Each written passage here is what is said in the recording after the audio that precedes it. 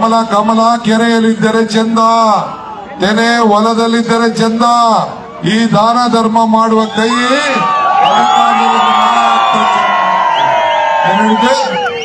ಅಧಿಕಾರದಲ್ಲಿದ್ರೆ ಕೈ ಅಧಿಕಾರದಿಲ್ಲ. ಪಡೆ ನೋಡ್ತಾ ಇದ್ದೀನಿ, ನನ್ನ ಕಣ್ಣೇ ಸಾಕ್ಷಿ.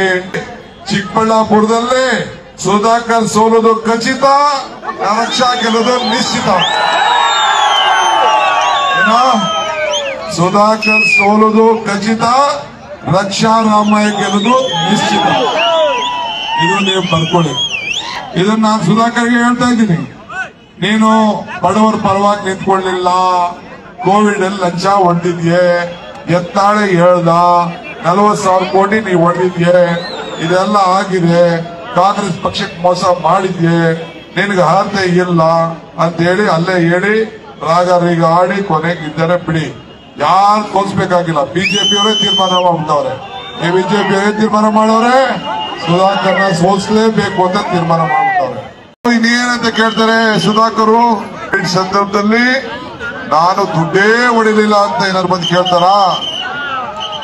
ಆಕ್ಸಿಜನ್ ನೀವೆಲ್ಲ ನೋಡಿದ್ದೀರಿ, ಚಿಕ್ಕ ಇದರಲ್ಲಿ ಎಲ್ಲೇ ಚಾಮರಾಜನಗರದಲ್ಲಿ 34 ಜನ 36 ಜನ ಆಕ್ಸಿಜನ್ ಸತ್ತು. ಅದನ್ನು ಯಾರು ಮಾಡಿದ್ದು? ಬಿಜೆಪಿ ಗವರ್ಮೆಂಟ್, ಸುಧಾಕರ್ ಮಂತ್ರಿ. ಯಾರು ಮಾಡಿದ್ದು? ಸುಧಾಕರ್ ಮಂತ್ರಿ. ನಿಮ್ಮ BMIC ಇಲ್ಲಿ ಇದಲ್ಲ ಎಕ್ಸಿಬಿಷನ್ ಸೆಂಟರ್, ಆ ಎಕ್ಸಿಬಿಷನ್ ಸೆಂಟರ್ ಅಲ್ಲಿ 10,000 ಬೆಡ್ ಹಾಕ್ಬಿಟ್ಟು ಆ ಬೆಡ್ ಎಲ್ಲ ಹಾಸ್ಟೆಲ್ ಹಾಕ್ತೀವಿ ಅಂತ ಸ್ಕ್ಯಾಮ್ ಮಾಡಿದ್ ಯಾರು? ಸುಧಾಕರ, ನಿನ್ ಕರೆಕ್ಟ್ ಲೆಕ್ಕಾಚಾರ ಹಾಕಿ. ಬೇರೆಯವ್ರು ಹೇಳ್ದ ಬೆಡ್ ಬ್ಲಾಕ್ ಸ್ಕ್ಯಾಮಿಂಗ್ ಆಯ್ತು ಅಂತ. ಯಾರಿಗಾರು ಕೊಟ್ರ?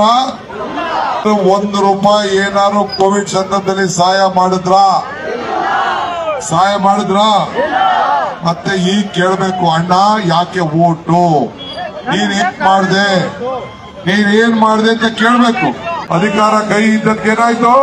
5 ಗ್ಯಾರಂಟಿ ಕೊಡ್ತು, 5 ಬೆರಳು ಸೇರಿ ಈ ಕೈ ಮುಷ್ಟಿ ಆಯ್ತು, 5 ಗ್ಯಾರಂಟಿ ಸೇರಿ ಈ ಕೈ ಗಟ್ಟಿ ಆಯ್ತು.